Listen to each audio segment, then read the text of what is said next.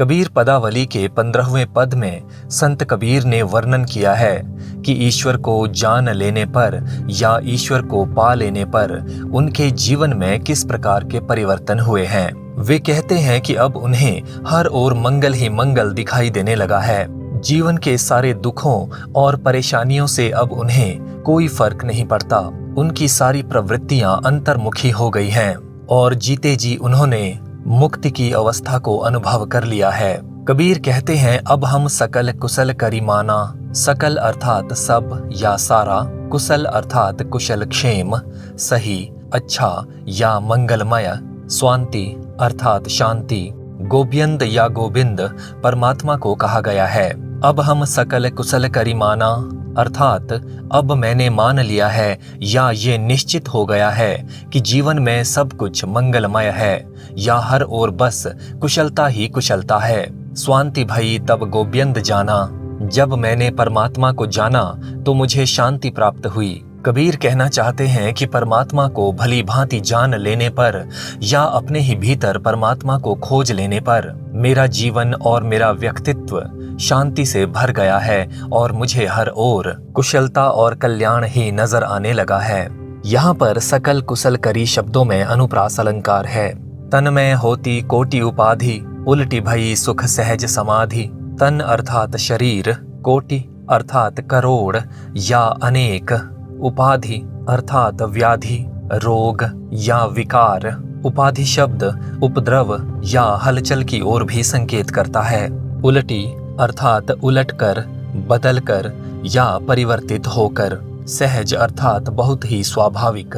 समाधि अर्थात परम आनंद या परम शांति की अवस्था, जब आत्मा परमात्मा को अनुभव करने लगती है। योग की सर्वोच्च अवस्था को समाधि कहा जाता है। तन में होती कोटि उपाधि। कबीर कहते हैं कि शरीर में करोड़ों प्रकार के या अनेक प्रकार के रोग या विकार पैदा होते थे। उल्टी भई सुख सहज समाधि, किंतु अब स्थिति बदल गई है। अब मैं बड़े ही स्वाभाविक रूप से समाधि की अवस्था में मिलने वाले सुख का उपभोग करता हूँ। कबीर कहना चाहते हैं कि जब मैंने ईश्वर को नहीं जाना था तो शरीर के अनेक प्रकार के विकार और रोग मुझे पीड़ित किया करते थे, लेकिन ईश्वर को जान लेने के बाद शरीर की सभी पीड़ाएं भी मानो सुखों में बदल गई हैं। यानी अब मेरा मन शरीर की व्याधियों की ओर ध्यान नहीं देता, बल्कि ईश्वर से जुड़कर समाधि की अवस्था में मिलने वाले आनंद और शांति को महसूस करता रहता है।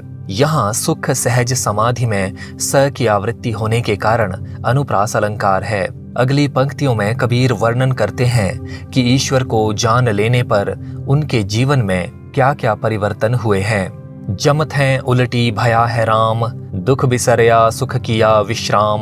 जम अर्थात यमराज या मृत्यु, राम अर्थात परमेश्वर, बिसरया अर्थात विस्मृत किया या भुला दिया, विश्राम अर्थात आराम या आनंद की अवस्था। जमत हैं उलटी भया है राम अर्थात जो मृत्यु का भय था या जो मृत्यु के विचार थे वे बदलकर परमात्मा के समान कल्याणकारी हो गए हैं। दूसरे शब्दों में जो मृत्यु पहले अनिष्टकारी लगती थी या जिससे मन भयभीत रहता था, वही मृत्यु अब परमात्मा के समान कल्याणकारी प्रतीत होने लगी है।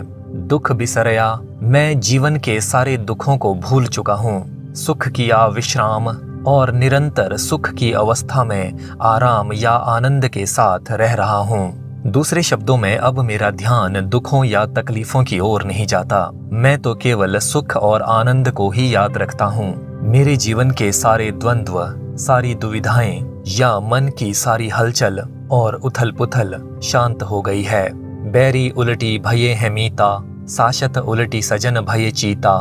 बैरी अर्थात शत्रु या विरोधी, मीता अर्थात मित्र या सहयोगी, साशत अर्थात शाक्त संप्रदाय के लोग जो शक्ति अथवा माँ दुर्गा की पूजा करते हैं। सजन अर्थात सज्जन या भद्र पुरुष, चीता अर्थात चित्त वाले या मन वाले। यहाँ पर अच्छे हृदय वाले या अच्छी भावनाओं वाले लोगों की ओर संकेत है। बैरी उलटी भये है मीता। कबीर कहते हैं कि मेरे सारे शत्रु या मेरे सारे विरोधी बदल कर अब मित्र के समान हो गए हैं। साशत उलटी सजन भय चीता, सभी शाक्त लोग बदलकर सज्जन हो गए हैं और अच्छी भावनाओं वाले लोग बन गए हैं। यहाँ पर हमें पता चलता है कि कबीर का शाक्त संप्रदाय के लोगों के साथ वैचारिक विरोध था। वास्तव में केवल वैष्णव संप्रदाय को छोड़कर अन्य सभी संप्रदायों से कबीर के विचार मेल नहीं खाते थे, लेकिन वैष्णव संप्रदाय के लोगों में जो अहिंसा, प्रेम और सदाचार था, उसकी कबीर प्रशंसा किया करते थे और वैष्णव लोगों से निकटता और अपनापन अनुभव करते थे। यहाँ पर कबीर ने कहा है कि उनके सभी विरोधी मित्र बन गए हैं और सभी शाक्त लोग उन्हें अच्छे हृदय वाले लगने लगे हैं। वास्तव में ये परिवर्तन बाहर की दुनिया का नहीं, बल्कि कबीर के भीतर का परिवर्तन है। ईश्वर को पा लेने पर या ईश्वर को भली भांति जान लेने पर उनका हृदय और अधिक उदार हो गया है। उनके भीतर का सारा कलुष या सारी दुर्भावनाएं समाप्त हो गई हैं और सारा संसार उन्हें अपना शुभ चिंतक नजर आने लगा है, क्योंकि वे जान चुके हैं कि ईश्वर सभी प्राणियों के भीतर स्थित है। आपा जानी उलटी ले आप, तौ नहीं व्यापै तीन्यों ताप।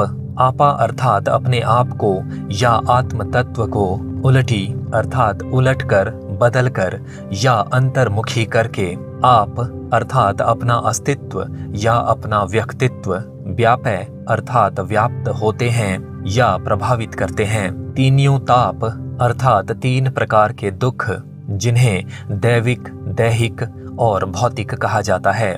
दैविक दुख देवताओं और भूत प्रेतों से संबंधित होते हैं। दैहिक दुख शारीरिक कष्टों और रोगों से संबंधित होते हैं। भौतिक दुखों से तात्पर्य है दूसरे प्राणियों द्वारा दिए जाने वाले कष्ट या मौसम और प्रकृति में होने वाले परिवर्तन से मिलने वाले दुख। इन तीन प्रकार के दुखों को आधि दैविक, आधि दैहिक और आधि भौतिक भी कहा जाता है। आपा जानी, जब व्यक्ति अपने आप को जान लेता है या आत्म तत्व को पहचान लेता है या अपने भीतर ईश्वर को अनुभव कर लेता है। उलटी ले आप, और अपने व्यक्तित्व को या अपनी प्रवृत्तियों को अंतर्मुखी कर लेता है। तौ नहीं व्यापै तीन्यों ताप, तो उसे तीनों प्रकार के दुख यानी दैविक, दैहिक और भौतिक कष्ट प्रभावित नहीं कर पाते या उसके जीवन में तीनों प्रकार के दुख व्याप्त नहीं हो पाते। कबीर कहना चाहते हैं कि आत्म तत्व को जान लेने पर और अपनी प्रवृत्तियों को अंतर्मुखी कर लेने के बाद मनुष्य किसी भी प्रकार के दुख और कष्टों से प्रभावित नहीं होता। ईश्वर की कृपा से वो परम शांति और परम आनंद की अवस्था में ही जीवन जीता है। यहाँ पर तीन्यों ताप शब्दों में अनुप्रास अलंकार है। अब मन उलटी सनातन हुआ, तब हम जाना जीवत मूवा। सनातन का अर्थ है वास्तविक अवस्था या शुद्ध और पवित्र, जिसमें कोई कलुष या बुराई नहीं है। जीवत मूवा अर्थात जीते जी मृत्यु अथवा मुक्ति के बाद मिलने वाली शांति और आनंद को अनुभव करना, इसे जीवन मृत अवस्था भी कहा जाता है। अब मन उलटी सनातन हुआ, कबीर कहते हैं कि अब मेरा मन परिवर्तित होकर अपनी वास्तविक अवस्था को प्राप्त कर चुका है, यानी इस पर सांसारिक आकर्षणों और माया का जो प्रभाव था वो नष्ट हो चुका है। अब मन में केवल आध्यात्मिक चेतना का ही वास है और शुद्ध तथा पवित्र भावनाएं ही विद्यमान हैं। तब हम जाना जीवत मूवा, इस अवस्था में आकर मैंने जीते जी मुक्ति की अवस्था को अनुभव कर लिया है, यानी मृत्यु के बाद ईश्वर में समा जाने पर जो आनंद या जो शांति अनुभव होती है उसे मैंने जीते जी ही जान लिया है। यहाँ पर जाना जीवत शब्दों में अनुप्रास अलंकार है। कहे कबीर सुख सहज समाऊं, कबीर कहते हैं कि अब मैंने बड़े ही स्वाभाविक रूप से सुख की अवस्था को प्राप्त कर लिया है या मेरा मन सुखों में ही डूब गया है।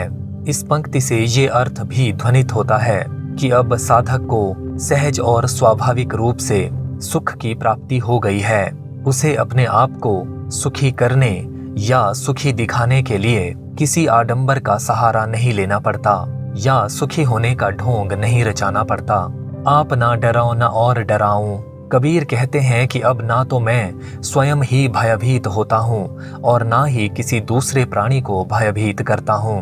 कबीर कहना चाहते हैं कि जब मैंने अपने भीतर परमात्मा को प्राप्त कर लिया है तो मैं ये समझ गया हूँ कि परमात्मा प्रत्येक प्राणी के भीतर विद्यमान है।